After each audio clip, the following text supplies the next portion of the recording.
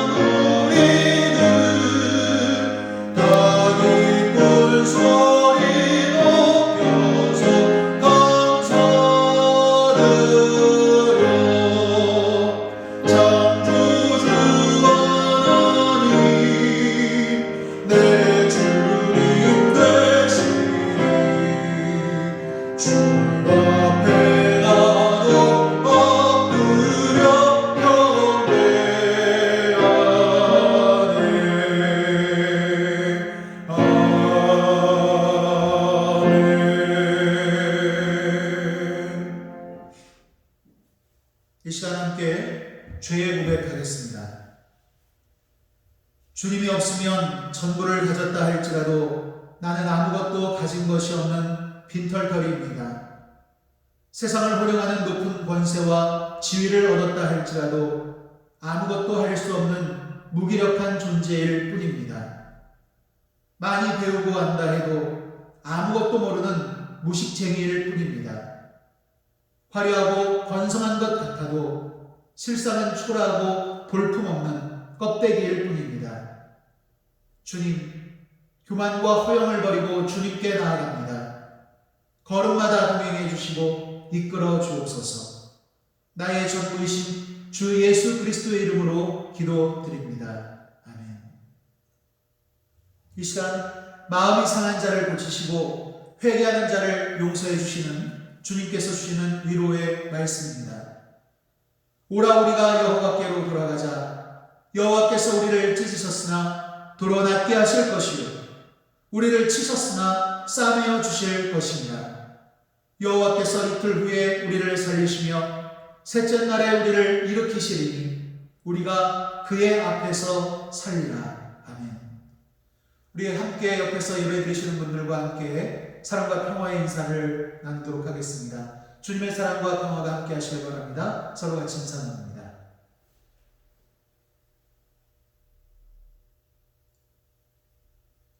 함께 성시기도 하겠습니다.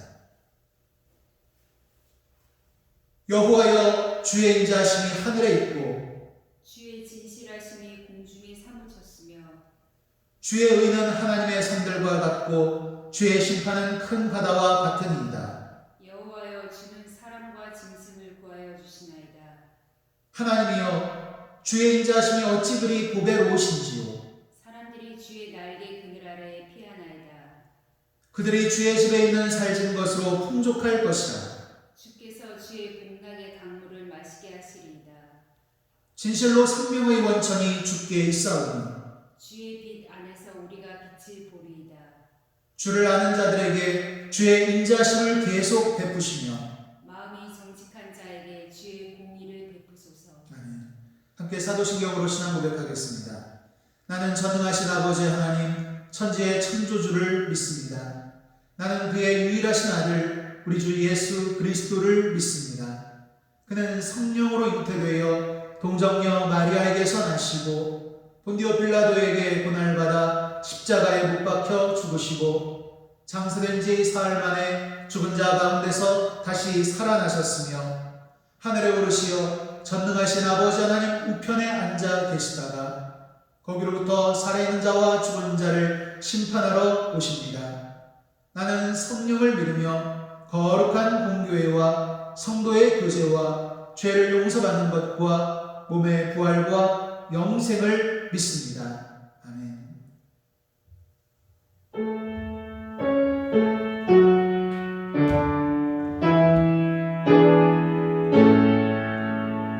성부 성자와 성령 찬송과 영광 돌려보내 태초로 지금까지 또 영원 영원토록 성삼 위께 영광 영광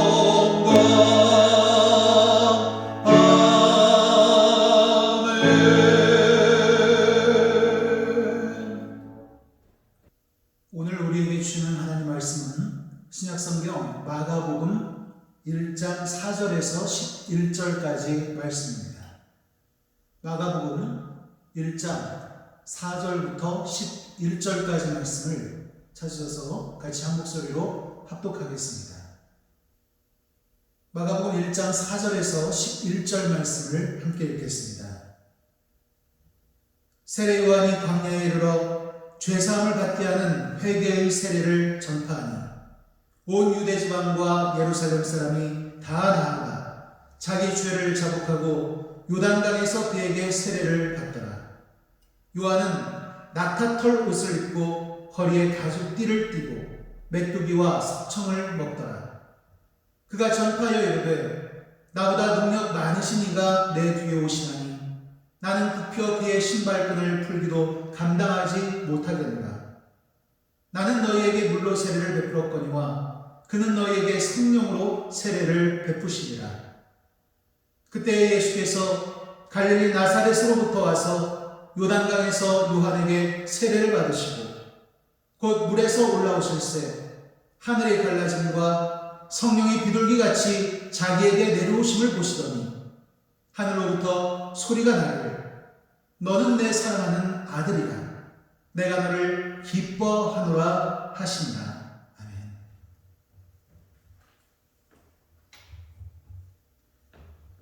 오늘은 교회력으로 예수님께서 세례 받으신 것을 기념하는 주일입니다.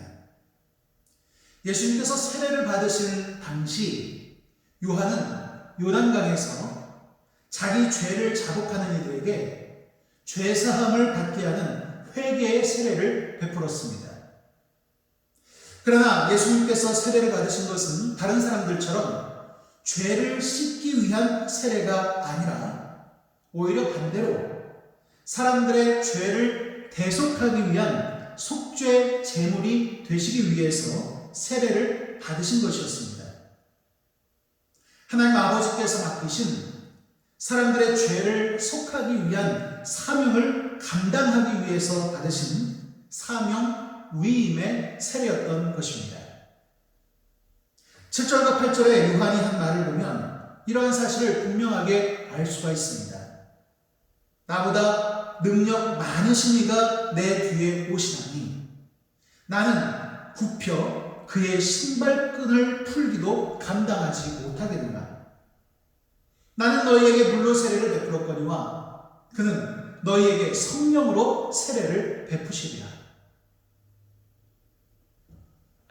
물론 요한이 사람들에게 죄사함을 받게 하는 회개의 세례를 베푼 것은 요한이 아무 죄도 없고 흠도 없는 사람이었기 때문이 아니었습니다.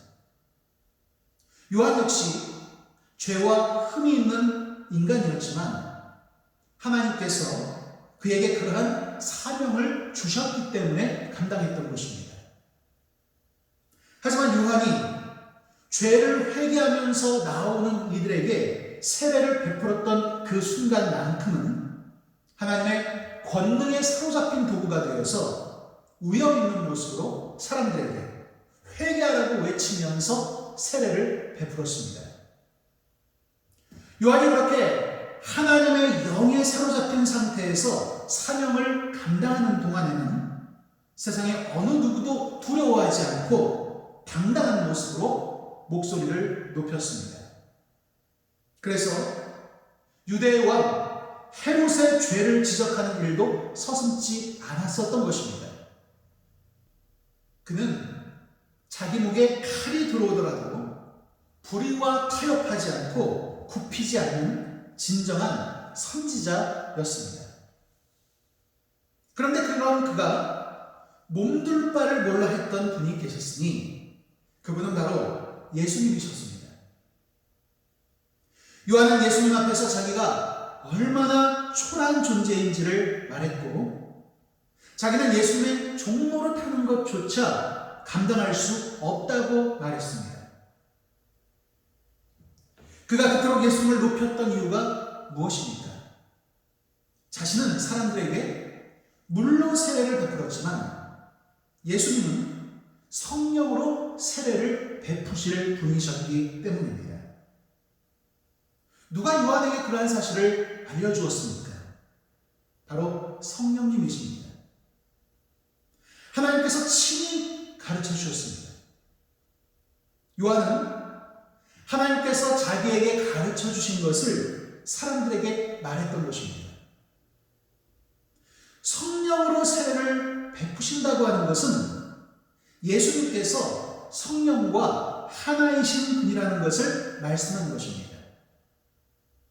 그러므로 요한이 예수님 앞에서 몸둘 바를 몰라 했었던 것은 너무나도 당연한 것이었습니다. 요한뿐만이 아니라 예수님께서 정말로 어떠한 분이신가를 아는 사람이라면 누구나 똑같은 반응과 태도를 보일 수밖에 없을 것입니다. 그러나 예수님께서 누구신지를 모르는 이들은 자기들 수준에서 예수님을 생각하고 판단하며 어리석은 태도를 나타내 보입니다.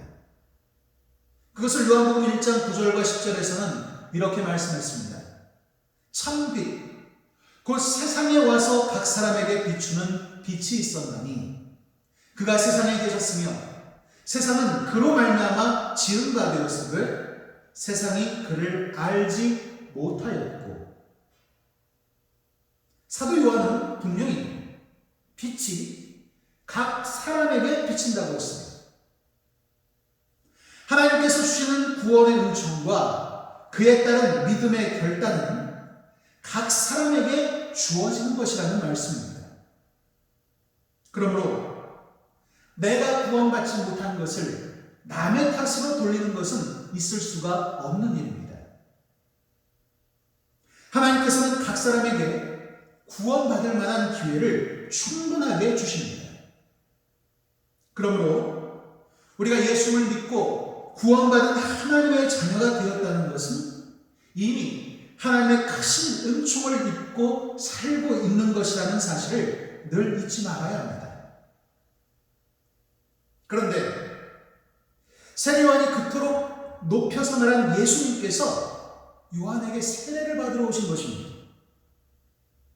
성령으로 사람들에게 세례를 베푸실 분이 요한에게 오셔서 세례를 달라고 하신 것입니다.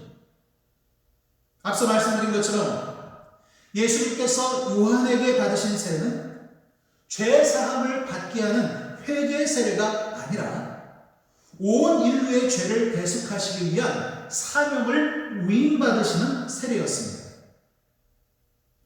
요한에게 세례받은 사람들은 요단강물에 자기의 죄를 씻기 위해서 들어간 것이지만 예수님은 반대로 온 인류의 죄짐을 지시기 위하여 강물로 들어가신 것입니다. 그러니 자기가 예수님에게 베푸는 그 세례의 의미가 어떠한 것인지를 알고서 행하는 요한의 마음이 얼마나 무거웠겠습니까? 자기가 예수님에게 베푸는 세례의 의미를 아는 요한은 정말로 비장한 마음과 태도로 예수님에게 세례를 행하였을 것입니다. 그리고 그런 경험을 했기 때문에 나중에 스스로 순교의 제물이 되는 것도 두려워하지 않았을 것입니다. 온 인류의 죄를 대속하시기 위해 예수님께서 당하실 고난과 죽음에 비하면 자기가 당할 그 죽음은 아무것도 아니라는 생각을 가지고서 순교했을 것입니다. 하나님께 쓰임받는 사람은 하나님의 능력이 어떠한지를 알게 되고 하나님의 은혜를 체험하게 됩니다. 그래서 이후로는 오직 하나님의 능력과 은혜 가운데 살기를 원합니다. 만약에 그러한 사모함이 없다면 아직까지 하나님의 그 능력과 은혜를 제대로 체험해보지 못했거나 하나님께 쓰임받은 것이 아니라 내 뜻대로 밀어붙이는 삶만 살아왔기 때문일 것입니다.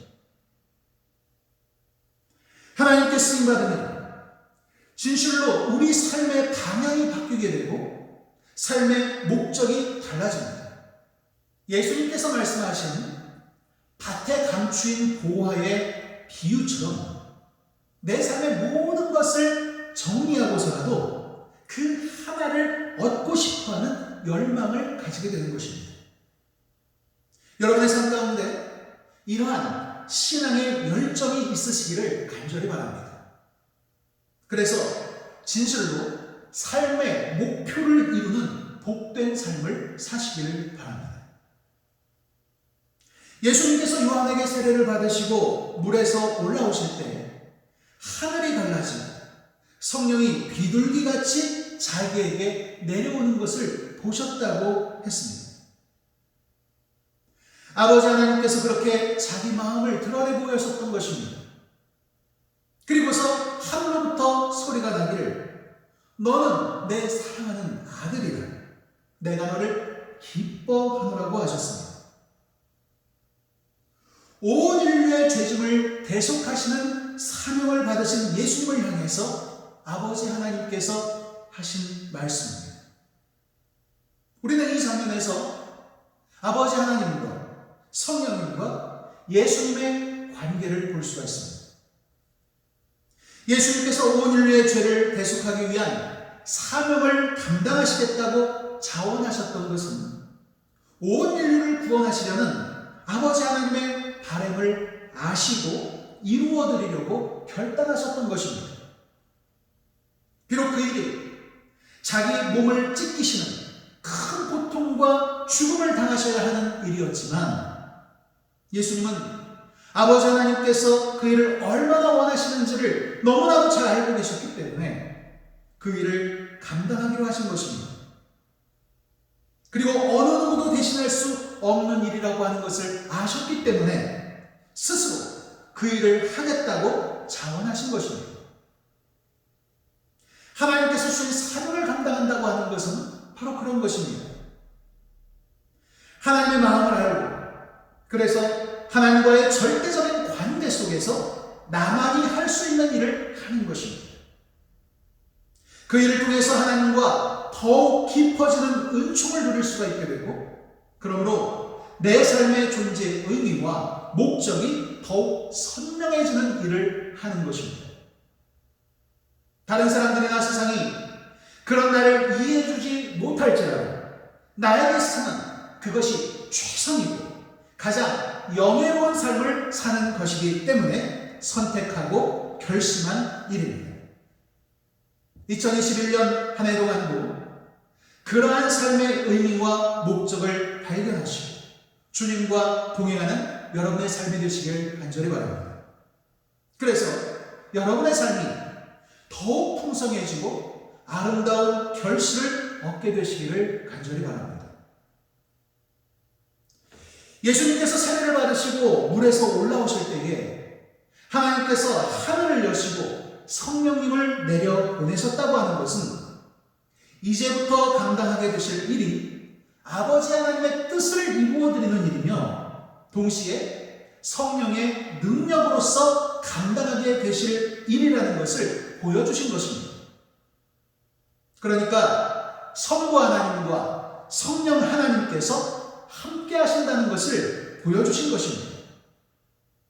삼위일체 하나님의 완전한 모습을 보여주신 것입니다.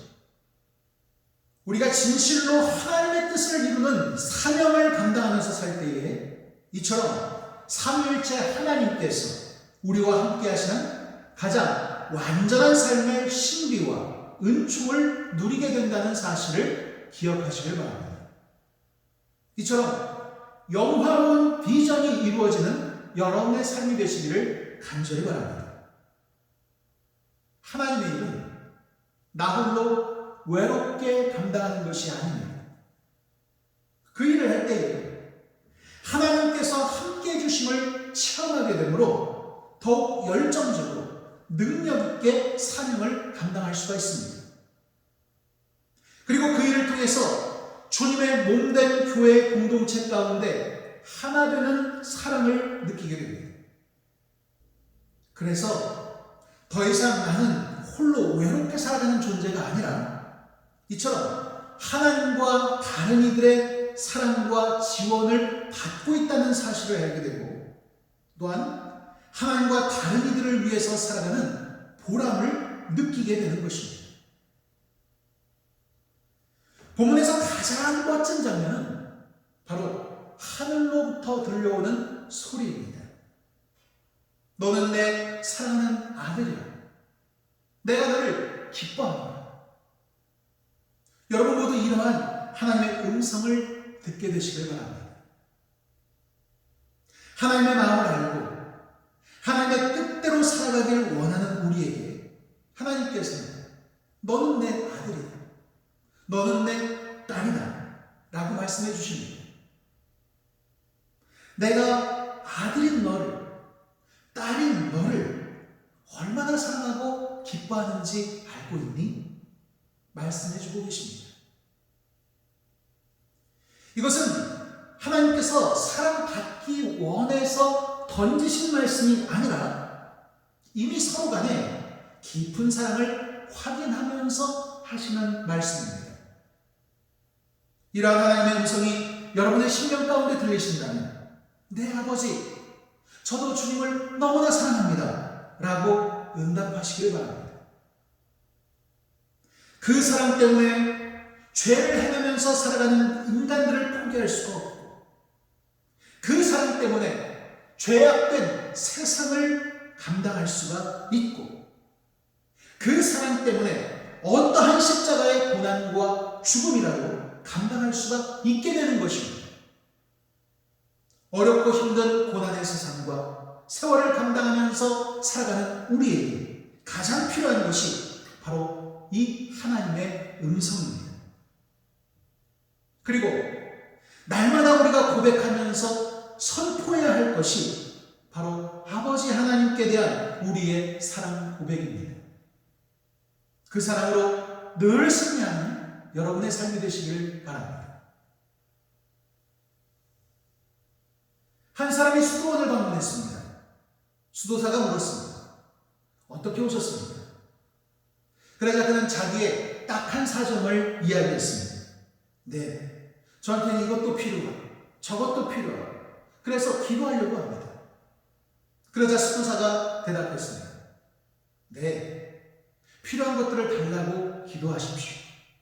하지만 수도원에서 배워야 할 것은 그런 것들이 없어도 사는 법입니다.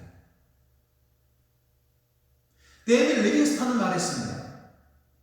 하나님과 조건을 세우는 거래적인 믿음에서는 영광스러운 축복도 신기한 기적도 일어나질 않는다. 그렇습니다. 진정한 부모와 자녀 사이라면 꼭 뭔가 조건을 걸고 그것이 이루어져야지만 서로 사랑하고 책임져 주는 것이 아닙니다. 오히려 반대로 이미 서로 사랑하는 관계이기 때문에 무엇이든지 책임져 주고 감당해 주려고 하는 것입니다. 사랑이 모든 것을 감당하고 이기게 하는 힘이 되는 것입니다. 그러므로 날마다 우리가 하나님의 사랑받는 자녀인 것을 생각하면서 사는 것이 무엇보다 중요합니다. 우리를 사랑하시는 하나님께서 우리의 모든 것을 책임져 주시고 인도해 주시는데 무엇을 걱정하면서 살겠습니까? 그저 다 하나님께 맡기면 되는 것이지. 우리의 정성이 부족하다, 헌신이 부족하다, 하나님께서 질책하실까 봐 염려하면서 예배드리는 경우가 없으시길 바랍니다.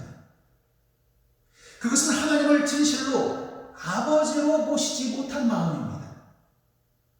오직 사랑 때문에, 오직 하나님만 바람으로 예배를 드려야 합니다.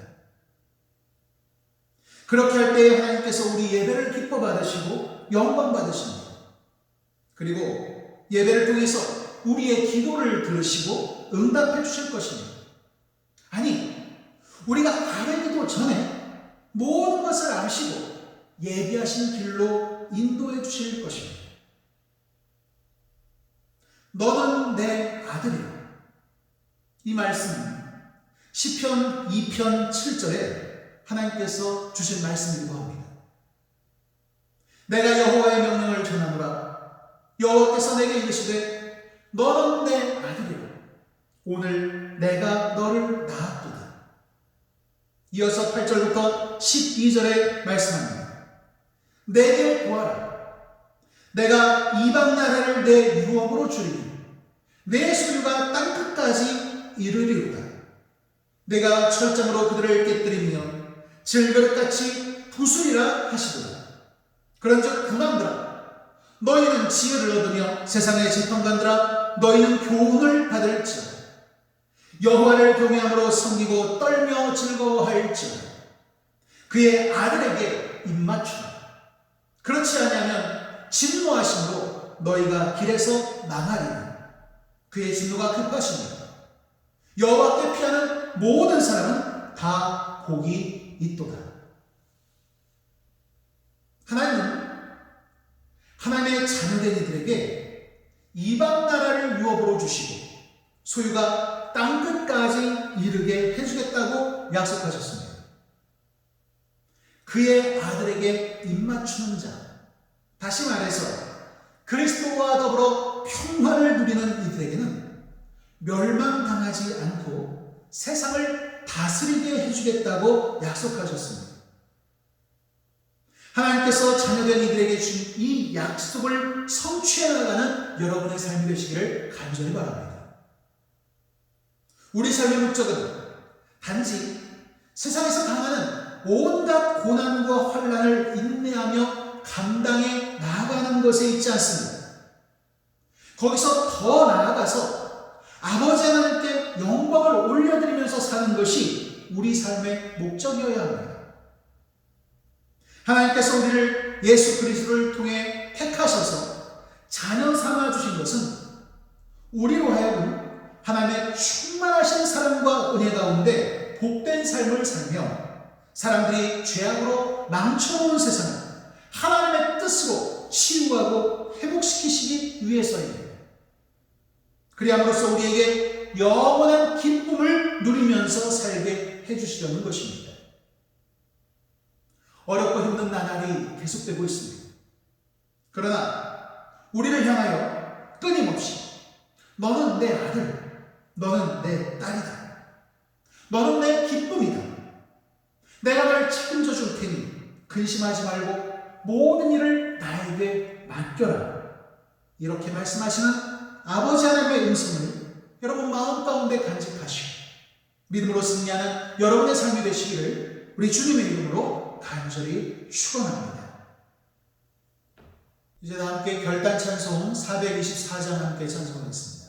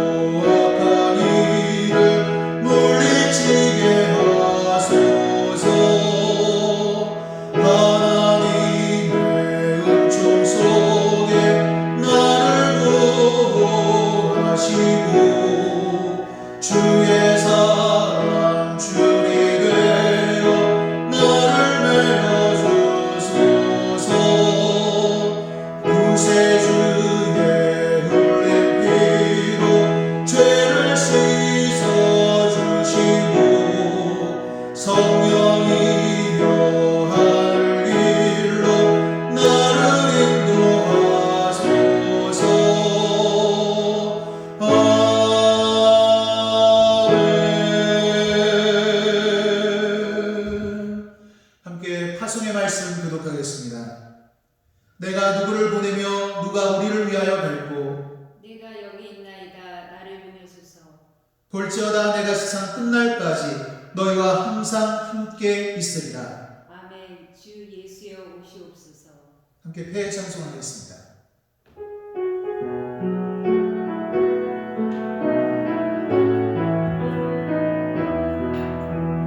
이 세상을 살아가는 동안에 나의 힘을 의지할 수 없으니 기도하고 안심하지 말 것은 주께서 참 소망이 되심이라. 하나님의 꿈이 나의 비전이 되고 예수님의 성품이 나의 인격이 되고 성령님의 권능이 나의 능력이 되길 원하고 바라고